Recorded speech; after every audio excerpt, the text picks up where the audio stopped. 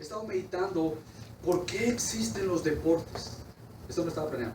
Pero por qué existe esa afición. Eso que tú te centras a ver un juego y tú gritas porque metieron un touchdown o un gol, no sé cómo decir touchdown en español, pero marcaron o hicieron un home run y wow, la gente canta. Y me ha impresionado cómo el Señor ha diseñado que el cuerpo, la mente, el corazón, tu afecto y tu intelecto esté involucrado en algo para dar cántico. Y eso no está mal si ese cántico no es primero a quien dio ese talento en esa persona. Entonces no es contrario a nuestra naturaleza adorar. No es contrario contra nuestra naturaleza venir a escuchar lo que estamos cantando. Y si es bíblico, si está centrado en quién es Dios, decir, wow, gloria a Él, a Dios. Entonces, parte de eso, lo que vamos a estar viendo hoy, es porque hoy quisiera que nos enfocáramos en una realidad preciosa para la vida del creyente. La vida del creyente hoy día por Cristo disfruta algo precioso y es la misma presencia de Dios en sí mismo o dentro de esa persona. Es algo precioso. Toda la escritura ha estado apuntando que desde la eternidad Dios ha estado planeando la salvación de su iglesia, no para ser un pueblo aislado de Dios, separado de Dios, pero vemos al Dios bíblico de la Biblia mostrándose y deseando estar con su pueblo. Pero la realidad es, y por lo cual nosotros le damos gracias a Dios, especialmente todos los días, pero esta semana quisiera que nos enfocáramos en cómo yo le puedo dar gracias a Dios, porque lo más precioso del universo, del mundo, ahora ha decidido recibir dentro de mí por medio del Espíritu Santo. El creyente reside o su presencia de Dios mora en él, y eso es una realidad por la obra de Cristo. Así que vamos a leer, si tienes tu Biblia o tu celular, quiero que veas el Evangelio según San Juan. El Evangelio según San Juan, capítulo 14. Y vamos a estar estudiando los versículos del 15 al 26. Con esto en mente, dándole gracias a Dios, porque esto es algo precioso que hoy disfrutamos. La promesa del Espíritu Santo. Entonces, Juan, capítulo 14, versículos del 15 al 26. Juan, capítulo 14, del 15 al 26. Amén. Yo lo voy a leer y dice lo siguiente. Si me amáis, guardaréis mis mandamientos. Y yo rogaré al Padre, y Él os dará otro consolador, para que esté con vosotros para siempre. Es decir, el Espíritu de verdad, a quien el mundo no puede recibir, porque ni le ve ni le conoce. Pero vosotros sí le conocéis, porque mora con vosotros y estará en vosotros. No os dejaré huérfanos, vendré a vosotros. Un poco más de tiempo y el mundo no me verá más, pero vosotros me veréis, porque yo vivo, vosotros también viviréis. En este día conoceréis, versículo 20, que yo estoy en mi Padre, y vosotros en mí, y yo en vosotros. Versículo 21, el que tiene mis mandamientos y los guarda, ese es el que me ama. Y el que me ama será amado por mi Padre, y yo lo amaré y me manifestaré a él. Judas, no el Iscariote, le dijo, Señor, ¿qué ha pasado que te vas a manifestar a nosotros y no al mundo? Y Jesús le respondió y le dijo, si alguno me ama, guardará mi palabra, y mi Padre lo amará, y vendremos a él y haremos con él morada. El que no me ama no guarda mis palabras, y la palabra que oís no es mía, sino del Padre que me envió. Estas cosas os he dicho estando con vosotros, pero el Consolador, el Espíritu Santo, a quien el Padre enviará en mi nombre, Él os enseñará todas las cosas y os recordará todo lo que os he dicho. Antes de entrar en detalle en estos versículos de Juan, capítulo 14, del 15 al 26, yo quiero ayudarte a entender por qué es que llegamos aquí. Primero que todo, Jesucristo está hablando en su discurso o en su cena en el aposento alto con sus discípulos antes de ser crucificado. Del capítulo 13, el anterior al que estamos nosotros, al capítulo 16, se concentran en las promesas dichas de Dios en el aposento alto, a sus discípulos, a sus creyentes. muchas promesas, vas a ver del capítulo 13 al capítulo 16, y en nuestro capítulo se concentra la promesa preciosa de la residencia, de la presencia de Dios mismo en tu vida como creyente. Y al llegar aquí, pero en el capítulo 13, él ha estado comunicando, bueno, me van a traicionar, voy a ser entregado, yo voy a morir, y les dice, donde yo voy a ir, ustedes no pueden ir. Pero Él les llama a amarse unos a otros. Y obviamente les dice que Él va a regresar. Pero fíjate cómo comienza el capítulo 14, que es nuestro estudio hoy. Porque es muy obvio. Si los discípulos no entendían, ¿cómo puede ser posible que el Mesías, el Señor, el que hemos estado esperando y que era anticipado en toda la escritura del Antiguo Testamento, llega y Él dice que va a morir? ¿Cómo puede ser posible que el Rey, el Mesías, quien estábamos esperando, fuera a morir? No entendían. Y obviamente Cristo le dice que la muerte iba tanto a glorificarle al Padre como iba a glorificarle a Él, a Cristo. Entonces llegamos al capítulo 14, versículo 1, y encontramos con que es una obvia respuesta. Y dice, no se turbe vuestro corazón. No estén afanados por lo que yo les acabo de decir. Cree en Dios y cree también en mí.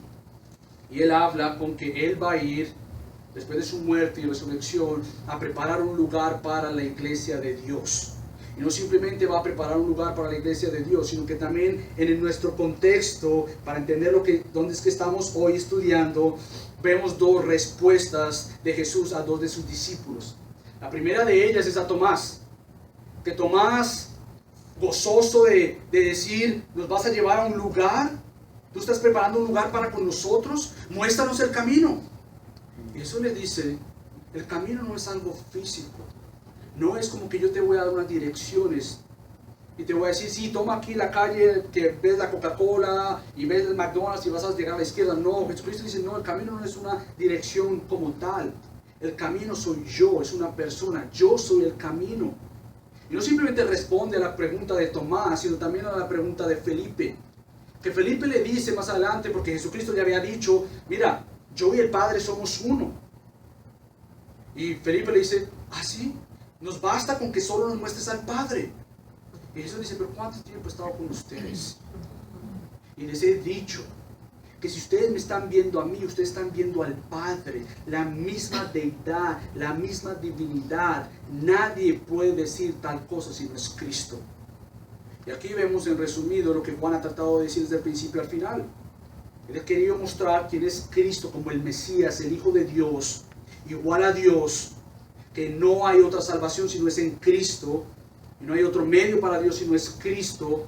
Y lo único que te da a ti la salvación no es tu propia rectitud, tus buenas obras, pero es una persona y es Cristo. Amén. Entonces llegamos a estos versículos, pero llegamos a uno de los versículos más mal interpretados de la iglesia por los últimos, digamos, 40, 50 años de la iglesia. Fíjate cómo los versículos leen, los versículos 12 en adelante, dice, en verdad os digo, el que cree en mí, las obras que yo hago, Él las hará también, y aún mayores que estas hará, porque yo voy al Padre, y todo lo que me pidáis en mi nombre lo haré, para que el Padre sea glorificado en el Hijo. Si me pedís algo en mi nombre, yo lo haré. Estos son los versículos antes de nuestros versículos de estudios, pero son los versículos más mal interpretados en la iglesia en estos últimos tiempos. ¿Y por qué digo esto? Bueno, muchos llegan acá y dicen, mira, yo puedo hacer mejores obras que Cristo. Por lo tanto, yo tengo el poder de decir, sana y se va a sanar. Yo tengo el poder de decretar y decir, tú vas a tener una prosperidad en el futuro. La pregunta es, ¿quién tú eres para decir tal cosa? Bueno, no, es que ahí dice que yo haré mejores cosas. Y no simplemente eso, sino que ahí dice que yo puedo pedir lo que quiera y el Padre me lo dará. Por lo tanto, yo puedo pedir sanidad y Dios me la tiene que dar. Por lo tanto, yo puedo pedir una mejor casa y Dios me la tiene que dar. Y cuando vemos el contexto de nuestros versículos, como lo acabamos de ver ahorita, esta enseñanza opaca lo precioso de la promesa que acabamos de leer y de la fuerza de las obras que podemos hacer hoy en día, sí, en Cristo. ¿Cuáles son estas obras? Bueno, dado a la respuesta de Jesús, tanto a Tomás como a Felipe, son unas obras salvíficas de salvación. Él se acaba de mostrar como el único medio al Padre. Yo soy el camino, la verdad y la vida, y nadie viene al Padre sino por mí. Si tú has visto a Dios, si me has visto a mí, has visto al Padre. Y Cristo dice que qué precioso que su iglesia, después de su muerte y resurrección, va a poder hacer cosas de estas y aún más que estas. Es decir, la salvación que nosotros vemos hoy en día es mayor dado la muerte y resurrección de Cristo. Es decir, qué precioso ver que yo puedo orar por un familiar, por un amigo que no conoce de Cristo, y a la espera de que si a Dios le place y esto le va a traer gloria a Dios, Dios le va a salvar. Yo hace unos minutos compartía la historia de Dios en mi vida y cómo Dios usó a mi familia y a mi esposa, que ella oraba por mí, por mi salvación, y Dios le concedió, le plació a él mostrarse a mí y darme salvación. Es exactamente lo que Juan está hablando aquí. Cosas mayores ustedes harán. Por lo tanto, ¿por qué nos reunimos? Porque tenemos la convicción de que Dios va a hacer algo aquí, para el sur de la Florida. Bueno, porque seguro nosotros tenemos tal sabiduría para hablarle a las personas, cambiar el corazón, mover sus afectos. No. La seguridad de que podemos estar parados aquí o sentados para darle gloria a Dios y saber que su palabra es poderosa y eficaz para cambiar un corazón duro y darle fe a donde no hay fe, no se debe a nosotros, pero se debe a Cristo usando su palabra.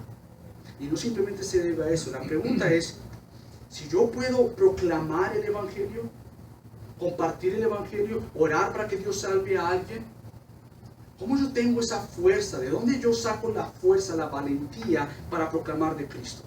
Ahí viene la promesa del Espíritu Santo. En ti. Eso es lo que vamos a ver. Entonces, fíjate cómo Jesucristo comienza con esta relación gramatical que es una condición. Él empieza así, esta es la condición: si me amáis, podrías insertar ahí mismo, entonces guardaréis mis mandamientos. Entonces vamos a ver 4 cosas en estos versículos. El punto principal de estos versículos que acabamos de leer es que la presencia de Dios es una realidad en cada creyente por la obra de Cristo y por medio del Espíritu Santo. Es una realidad. Cristo ya compró esa presencia en tu vida. Y quien reside en ti es el Espíritu como garantía que Él reside en ti, la presencia de Dios. Y vamos a ver 4 cosas. Uno de ellos, la primera es que vamos a ver que Cristo promete la promesa del Espíritu Santo, o Él promete la residencia del Espíritu Santo en tu vida. Segundo, vamos a ver que Cristo promete regresar por su iglesia. Tercero, vamos a ver que Cristo relaciona el amor con la obediencia, y lo vamos a ver. Pero también por último, vamos a ver que Cristo promete al Espíritu como nuestro Maestro. Pero primero que todo vamos a ver cómo Cristo promete al Espíritu Santo. Entonces, si me amáis, guardaréis mis mandamientos. Si nos detenemos ahí, y no voy a entrar en detalle en esos versículos porque Cristo mismo va a tomar este tema, versículo 21 al 25. Vamos a llegar ahí.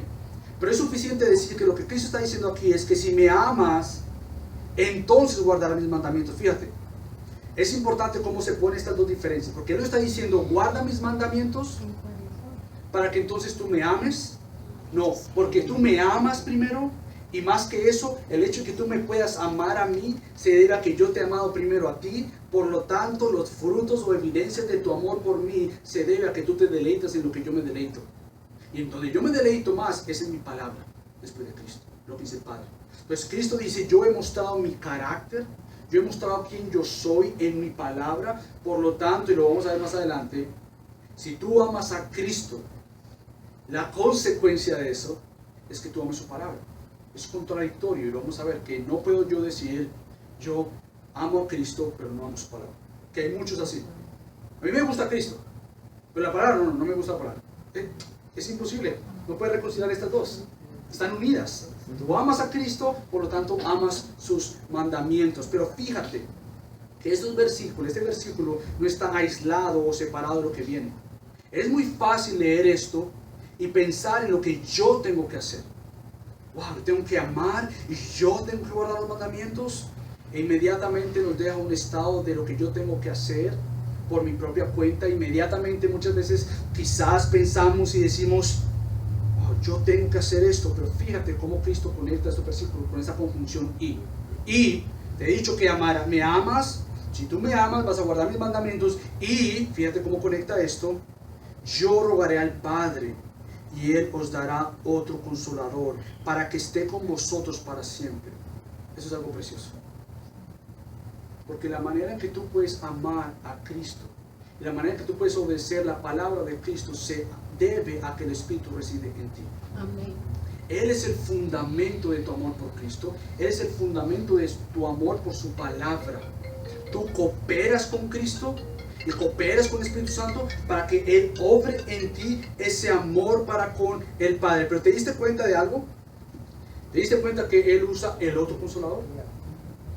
La pregunta que nos deberíamos hacer todos nosotros es, espérate, ¿cómo así que el otro consolador? Luego, ¿cuál es el otro? ¿Hay dos consoladores? Bueno, eso es lo que Juan, el mismo autor del Evangelio según San Juan, dice. Y si vas a primera de Juan, capítulo 2, fíjate cómo Juan explica quién es el otro abogado, o principalmente el primer abogado, y Jesús se refiere al otro consejero. Fíjate cómo dice el capítulo 2 de primera Juan. Hijitos míos, os escribo estas cosas para que no pequéis, y si alguno peca, ¿qué? Abogado tenemos para con el Padre, a Jesucristo el justo. Él mismo es la propiciación por nuestros pecados. Es decir, lo que Juan está diciendo aquí, o mejor Jesús, es, Él va a orar al Padre por el otro consolador, el Espíritu Santo. El primer consolador, podríamos decir, es Cristo, quien te justifica, quien te declara justo delante de Dios. Y el otro consolador, es decir, el Espíritu Santo, es quien te santifica. Es quien da evidencias de lo que el primer consolador, el primer abogado hizo contigo, declararte justo delante del Padre. Entonces, Cristo como el primer consolador, el primer abogado, te dice justo, y el otro consolador viene al lado tuyo a apoyarte, a ayudarte, a entonces dar los frutos que confirman que hubo una justificación del primer consejero, el primer consolador y el primer abogado. Pero él continúa, fíjate cómo él dice esto. Es decir, este consolador, él lo explica, es el Espíritu de verdad, a quien el mundo no puede recibir, porque ni le ve, ni le conoce, pero vosotros sí le conocéis, porque mora con vosotros y estará en vosotros. Antes de entrar en eso, ¿qué es lo que quiere decir consolador? Porque Pablo lo ha hablado anteriormente, Juan, Jesucristo mismo lo habla, refiriéndose al Espíritu Santo. Pero ¿cuál es ese oficio del Espíritu Santo específicamente en esta palabra consolador? Bueno, consolador es una palabra que está compuesta de dos palabritas en el griego, parakletos. Parakletos es para, que quiere decir al lado de o con, en ayuda de. Y kletos es un verbo que es kaleo, que es llamar. Impresionante como Cristo dice que en el momento de nuestra búsqueda para con Dios, de obedecerle a Dios, hay alguien que está al lado nuestro, y basado en nuestro contexto, no simplemente al lado nuestro, sino en nosotros, para que en momentos de necesidad podamos llamar por ayuda. ¿No es acaso lo que Pablo dice en Romanos 8, cuando dice que nosotros no sabemos qué orar, pero el Espíritu Santo intercede por nosotros? Entonces, en momentos de necesidad, de una decisión, en momentos de decidir peco, no peco, en momentos de rearguirnos y decir, hablé mal, y yo no sé si hablé mal, no quiero reconocer que está mal, tú tienes un ayudador, quien santifica tu vida, que es aquel que está dispuesto a ayudarte, para que tú puedas clamar y decir, Dios, muéstrame más de ti. Muestra más mi pecado para poderme aferrar más a ti. Y quien hace esa obra en ti es el Espíritu Santo. Quien es quien te capacita a ti para estar contigo siempre y que tú y yo le demos gloria a Dios. Pero fíjate cómo él continúa. Es decir, el Espíritu de verdad, quien el mundo no puede recibir porque ni le ve ni le conoce. El mundo por su propia sabiduría no puede conocer a Dios. Tú y yo, por más que seamos buenos, no hayamos hecho tantos pecados, tú no le puedes conocer a Dios en tu propia sabiduría, en tu propia mente. Es más, no simplemente no puedes conocer a Dios, no quieres conocer a Dios en tu propia mente. Esa es la verdad de toda la palabra de Dios. Un pueblo en rebelión con Dios, pero un Dios tan amoroso, tan bondadoso, que se acerca a ti para que tú le puedas ver a Él y entonces tú te sometas a Él.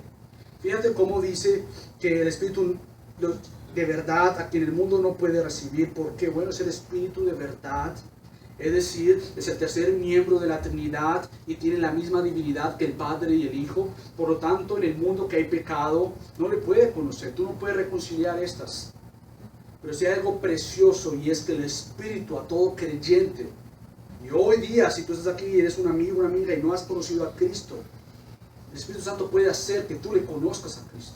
Amén. Tú puedas responder a lo que Él está haciendo en tu vida. Porque fíjate que sin el Espíritu Santo es imposible. No simplemente venir a Cristo en una primera instancia, pero vivir conforme a Cristo en mis propias fuerzas es imposible. Fíjate cómo Pablo dice la misma relación en Romanos 8, versículo 5. Porque los que viven conforme a la carne o conforme al pecado, ponen la mente en las cosas de la carne, del pecado.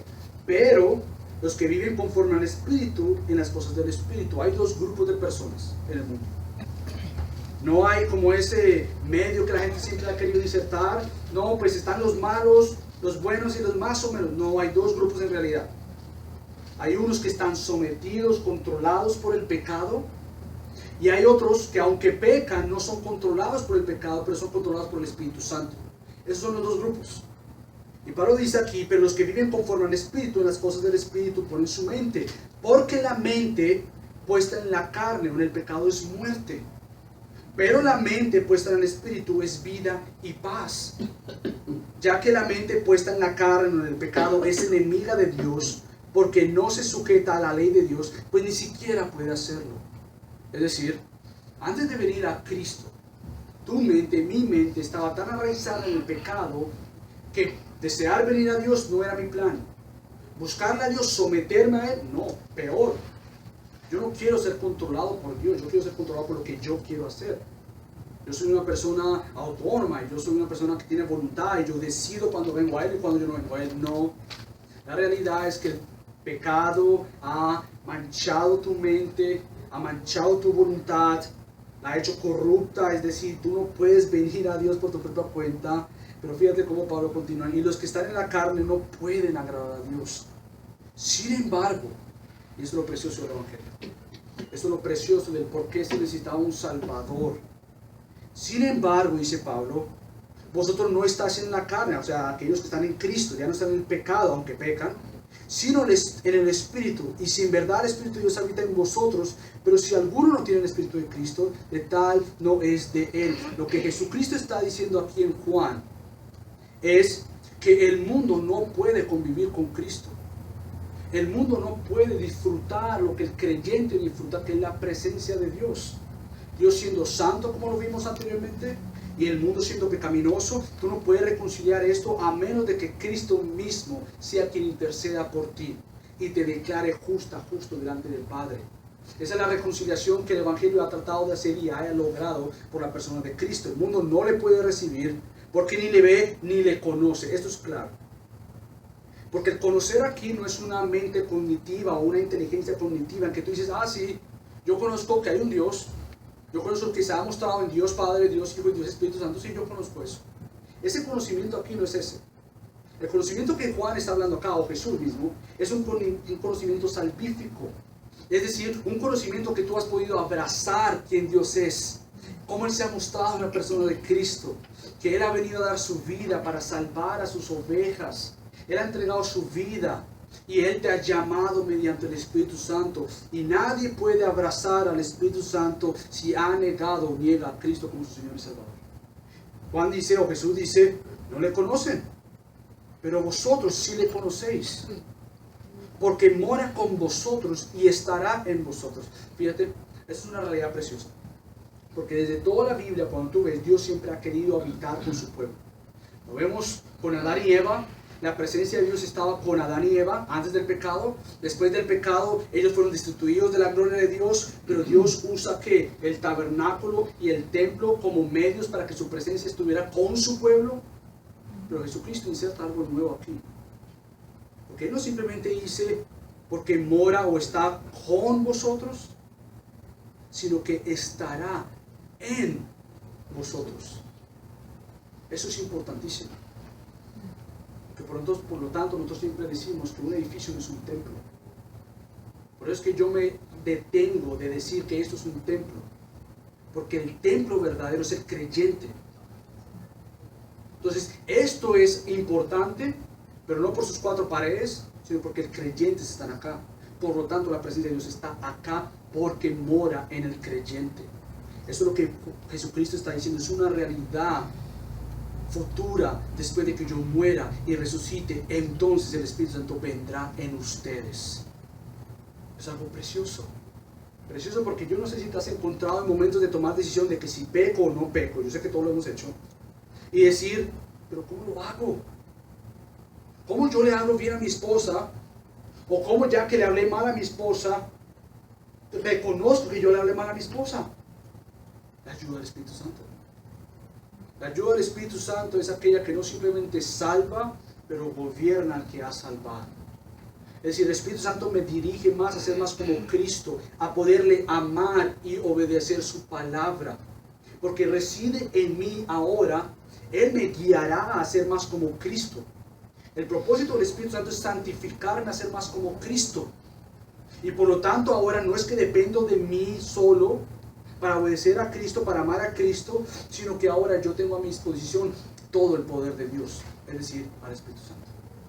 No para ser perfecto, porque ningún creyente en esta tierra va a ser perfecto, pero para poder vivir cada vez más como Cristo, para que cada vez más la gente vea a Cristo en tu vida, y eso está el Espíritu en ti obrando. Y fíjate que no simplemente hay esta promesa de que el Espíritu Santo estará en nosotros, sino que Cristo dice en el versículo 18, no os dejaré huérfanos, vendré a vosotros. El Espíritu Santo en nosotros es una probadita de lo que hemos sido creados a hacer por el resto de la eternidad. El resto de la eternidad estaremos con el Dios Trino, como ya mora en nosotros, pero es una futura realidad. Y dice Cristo, no es que no sea suficiente el Espíritu Santo, porque es igual que yo, Jesús, es igual que el Padre, porque somos miembros de la misma Trinidad, somos la misma divinidad, la misma esencia. Pero no es lo que Dios ha diseñado desde el comienzo. Yo vendré por ustedes. Y Él lo acaba de decir. En el versículo 3 de nuestro mismo capítulo 14, fíjate lo que Jesucristo dice. Y si me voy y preparo un lugar para vosotros, vendré otra vez y os tomaré conmigo, para que donde yo estoy, allí estéis también vosotros. La promesa para nosotros como creyentes es que somos peregrinos en esta tierra.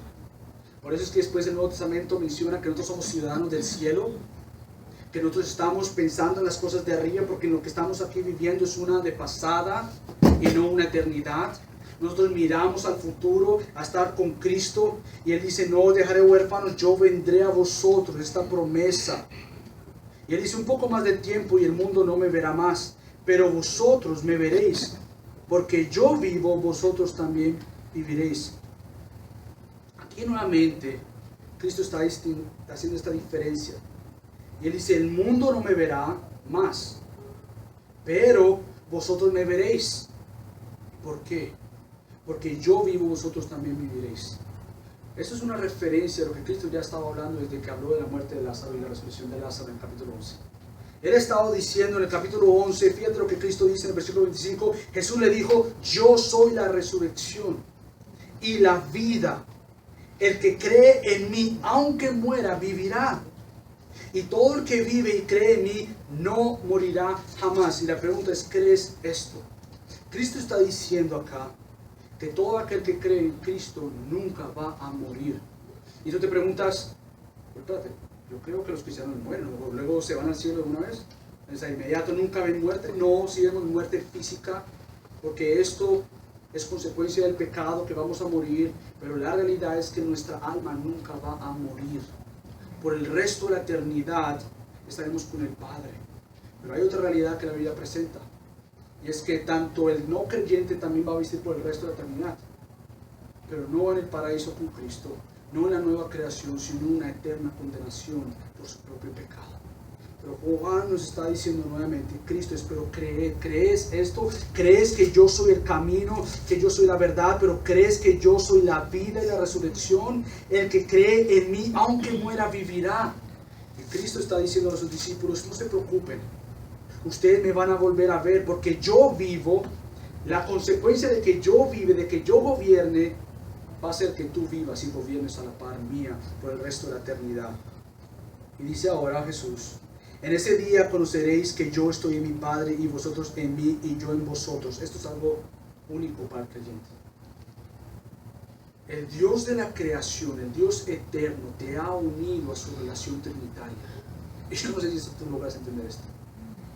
Desde la eternidad, como lo vimos en nuestro primer mensaje de esta serie, Atesorando y glorificando a Dios, vimos que desde la eternidad Dios ha existido en tres personas.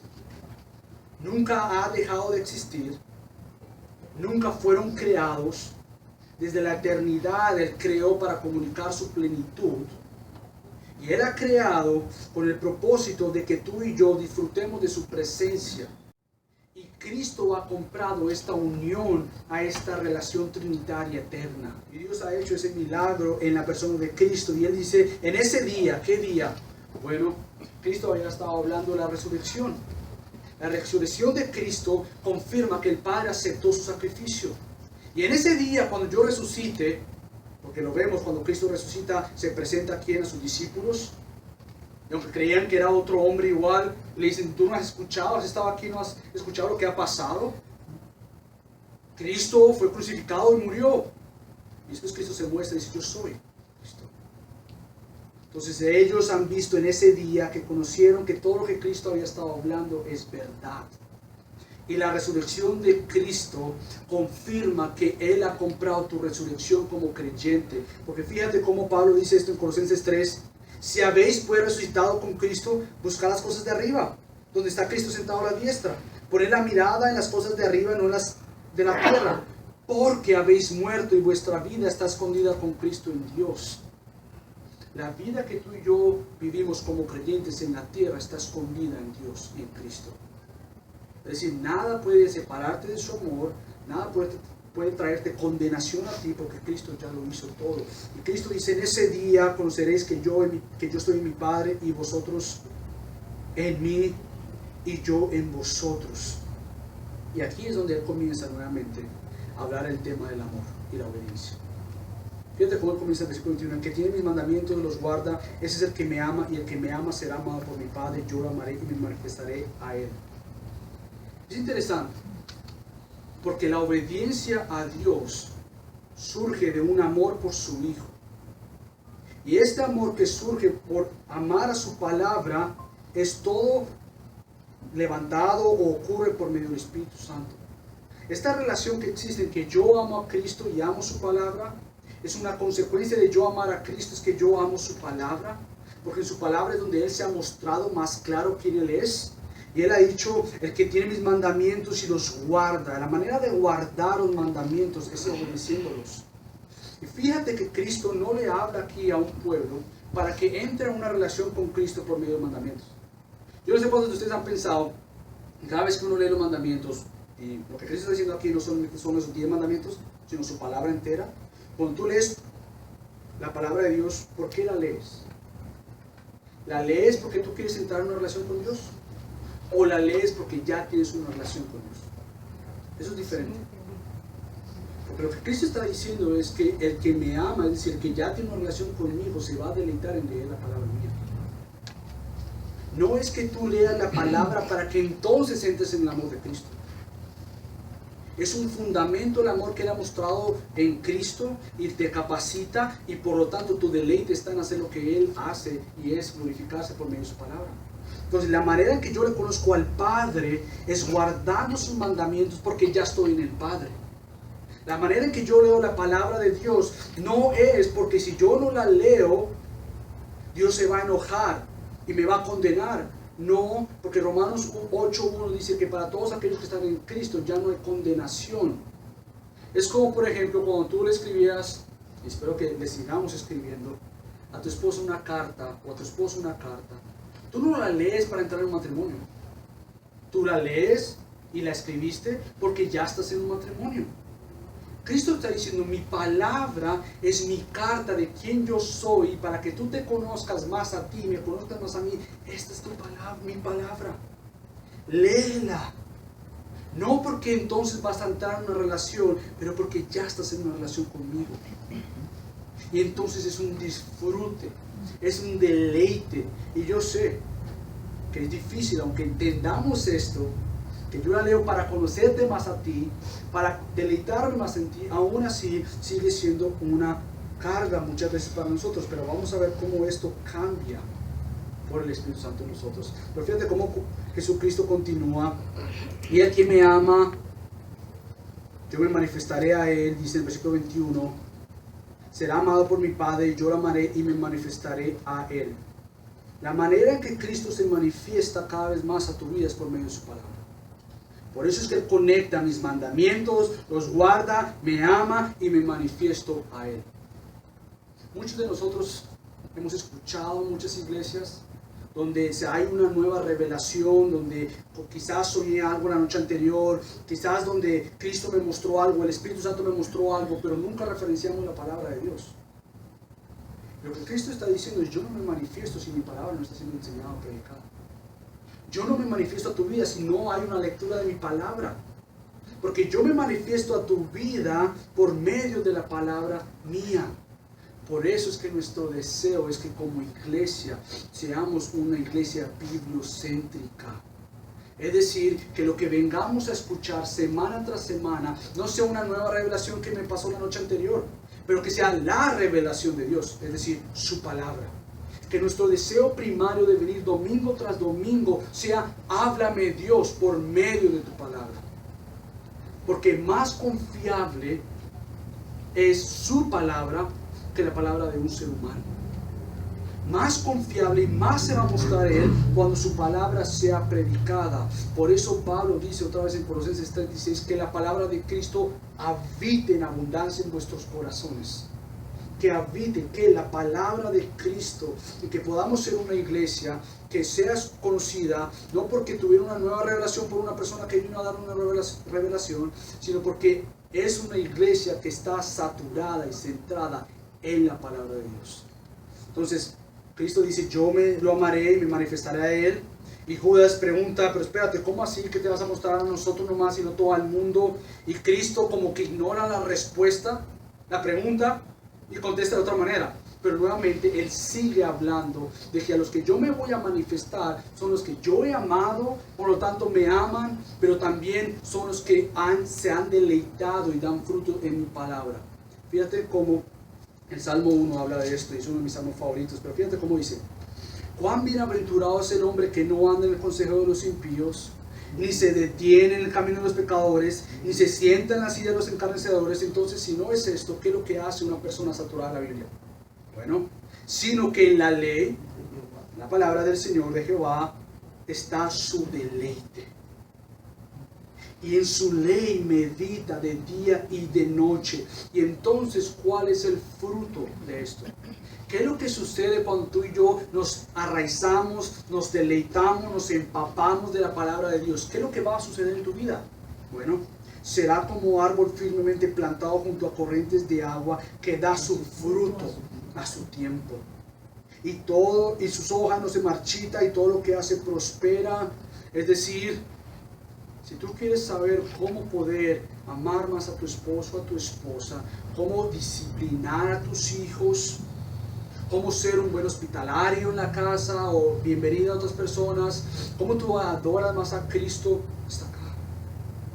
Está aquí, hay que leer la palabra del Señor, porque es la fuente que el Espíritu Santo usa, la herramienta para hablar a tu corazón y a tu mente, es la palabra de Dios. Amén. Cristo dice: yo me voy a manifestar a aquellos que aman, que guardan mi palabra. Y fíjate esto: mi Padre lo amará y vendremos a Él y haremos con Él morada. Nuevamente esta realidad de que la morada de Dios ya no está en un lugar físico, pero está en unas personas, que es su iglesia.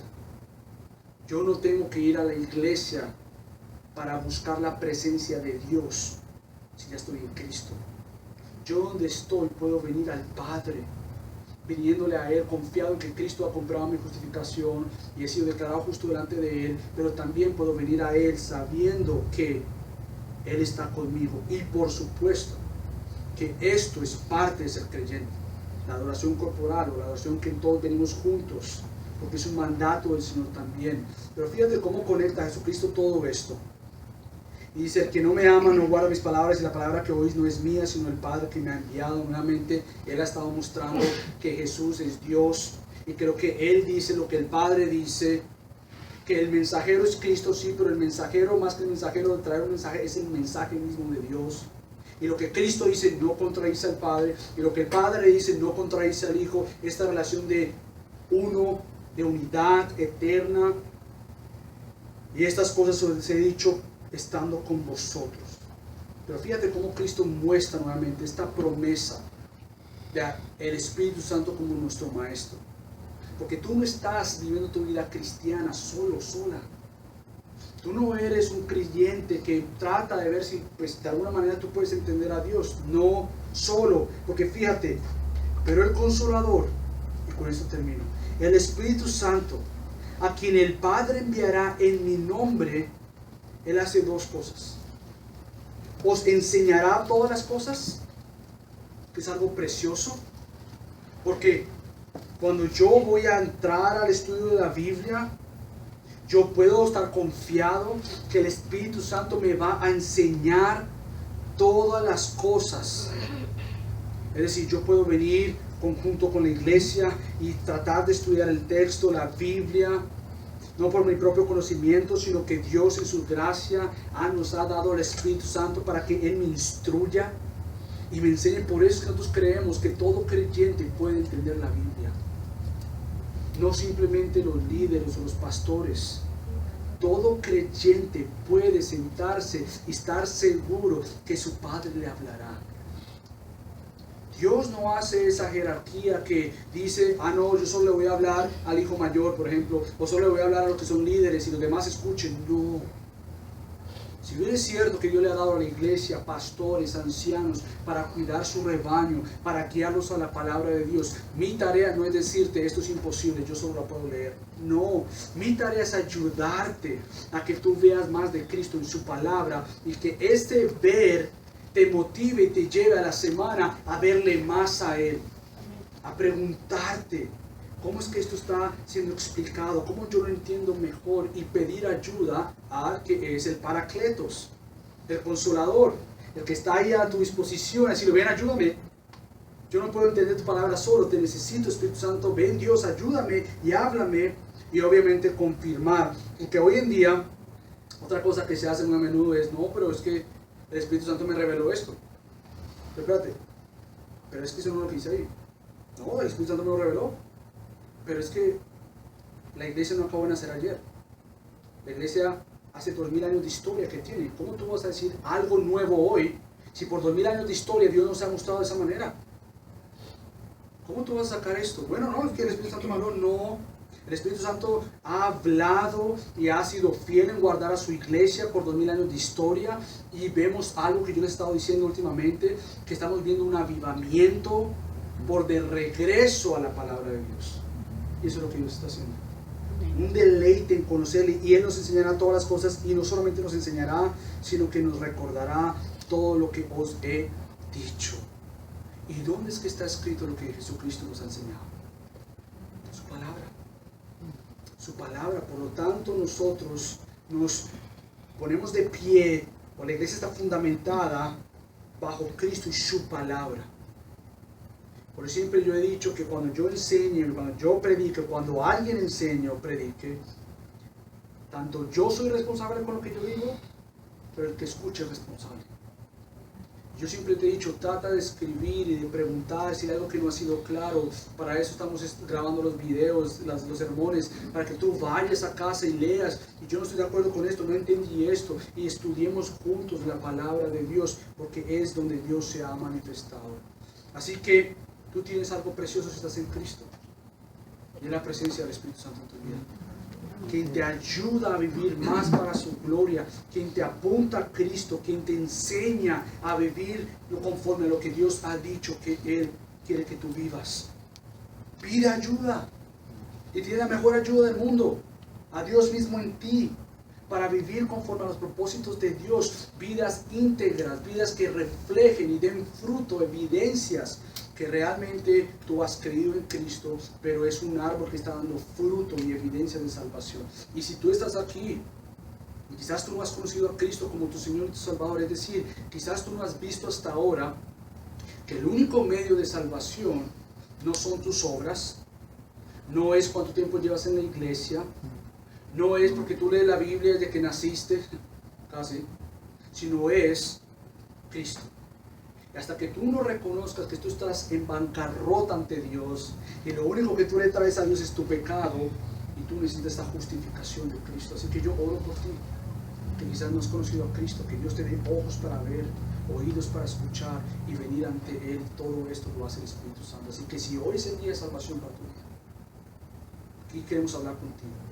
Y si tú tienes preguntas en cuanto a qué es lo que quiere decir con ser salvo, aquí estamos para ayudarte a entender lo que la Biblia dice sobre la salvación. Y termino con una oración, rogándole a Dios que Él nos ayude, dándole gracias a Él por lo que Él ha estado haciendo.